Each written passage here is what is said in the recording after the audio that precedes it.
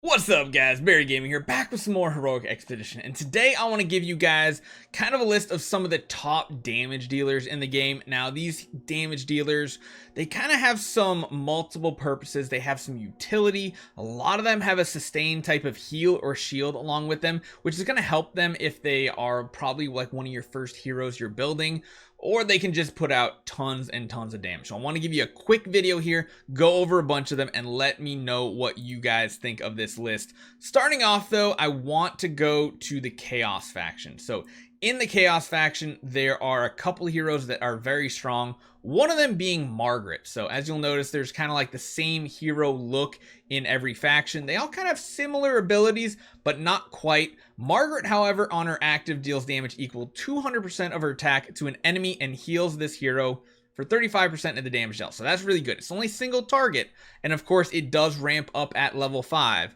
but that heal is very clutch. And as a lot of you guys know who have played games like this, having a heal built into a hero as like the first hero you're kind of focusing on, granted, of course you can build heroes in multiple factions in this game, but it does help to have some type of sustain to keep you going. Her first passive Incineration, whenever this hero loses 25% of her max HP, it makes enemies burn for 3 rounds, taking 15% burning damage. So that's everybody, not too bad. And then of course, Heart of Vengeance, the second passive. Whenever a burning enemy dies, Margaret restores 8% of her max HP. That right there is pretty good. So where AoE is going to come from, of course, getting damage taken, and of course because she has a heal built in too, this can proc many times, not just 3 times, because you think 75, 50, 25, well you get 75, you go back up and then you go back down, well you're putting that burn damage out again. This hero, if you're used to idle heroes, reminds me a lot of kind of like a Cthulhu type hero. Very good sustain overall, single target damage, pretty solid overall. I mean, she's definitely a contender to use on your account.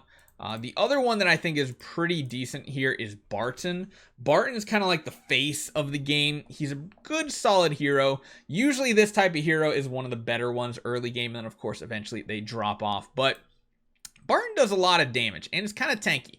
So his active skill deals damage to one target, 160% of attack, and makes them burn for 3 rounds, taking 50 burning damage. Of course, that does scale up.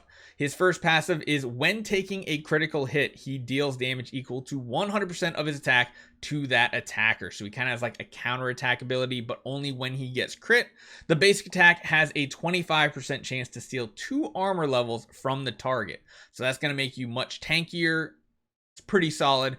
And then his last passive, Bloodlust. When attacking a burning enemy, Barton is healed for 20% of the damage dealt. So of course this is going to be more reliable in like a one-on-one combat scenario. There are some very good synergies by having Barton and the hero we just talked about, Margaret, on the same team, because if they're burning, if they're hitting her and then he's also attacking, he's going to heal back up. So there's some cool synergy there between the heroes. I like it. Both of them are very solid heroes to potentially pick from. Next up, I want to look at the Forest faction, and there's kind of one that is very good here, and that is Matilda.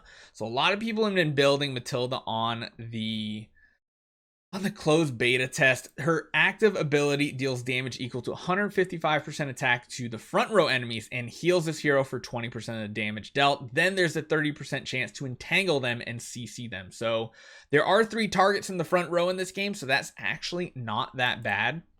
The first passive skill, Power of the Living. Basic attacks have a 30% chance to entangle the target for 2 rounds. When this hero is controlled, she also restores 50% of her attack in HP. That's pretty solid. So if she does get CC'd, she will heal as well, I believe. I wanted to make sure I was clear. The Stab passive ability, attacks against entangled enemies deal additional true damage equal to 20% attack. So that's kind of really good synergy. The one thing you will notice, there is a common theme within every single faction. Of course, Chaos is burning, Forest is entangling, there's freezing, there's a bunch of different stuff. But overall, I think she is one of the better damage dealers. I've seen some people using Cilia as well. Not too bad. She's a single target damage dealer, deals bonus attack to one target. The extra levels actually get more into it, draining armor levels, things like that. The first passive is Rage. Basic attacks heal this hero for 30% of the damage dealt. It's pretty good. She starts stealing other stuff. It's decent. And of course, Tactical Theft. Basic attack steals 6% of the target's attack, up to 15%. She's a solid pickup. Not as good as the other heroes, in my opinion, but very, very solid. There are some good support heroes from each one of these factions, but this video is mainly to go over some of the better damage dealers. Let's move on to the Ocean faction. So there's one that has stood out to me, and that's Sylvia. Sylvia is probably one of the best AoE damage dealers in the game. Her active ability will hit all targets, and you gain 15% block bonus for 3 rounds, which is pretty solid because when she does block an attack, she heals this hero for 100% of the attack and deals a counterattack damage for 100% of attack. So that's pretty solid. It's some decent healing overall. And then her second passive, Frostbite. When attacked, it reduces the attacker's block rate by 8%, which is good because you want to block with this hero. The more blocks you get, the more heals and counterattacks you get. It's pretty solid. I have actually used her in the beta as far as like an 8-star. I enjoy her. I think she's very good. As far as other heroes in this faction, I haven't really found any I'm a huge fan of personally, but I haven't been able to test a lot of them. A lot of them have potential, but a lot of what we know in the beta came down to who we had time to build as well. Some heroes are easier to build. The ones I feel like I'm giving you on this list are ones that are more easily accessible. You get hero copies of them pretty easily, and it's not too bad. Now, we do have one from the Dark faction I want to look at, and that is Riser. Who is Riser again? I believe Riser. Yeah, Riser right here.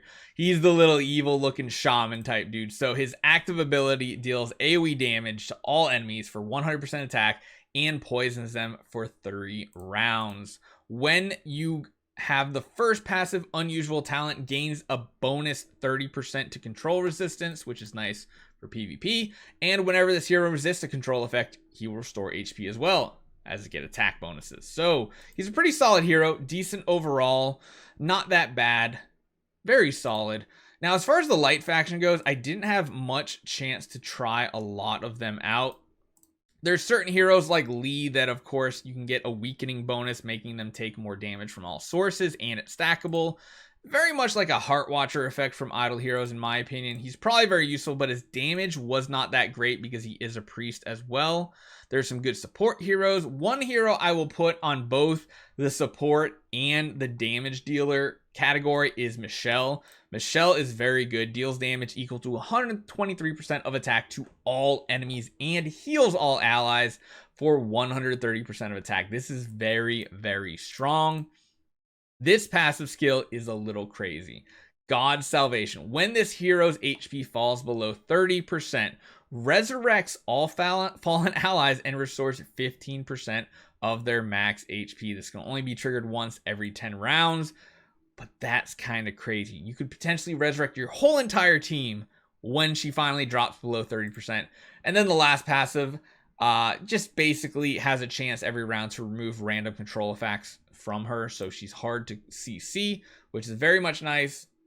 Kind of reminiscent from Michelle in Idle Heroes. I feel like there's some crossover between Idle Heroes and Heroic Expedition. So those are kind of my top picks from what I've seen and experienced from the beta. There might be other ones that are really, really good that we find down the road, but first impressions, those are some of the good ones to try to build early on. So hopefully this helped you guys out. Make sure you hit that subscribe button, and I'll see you guys next time.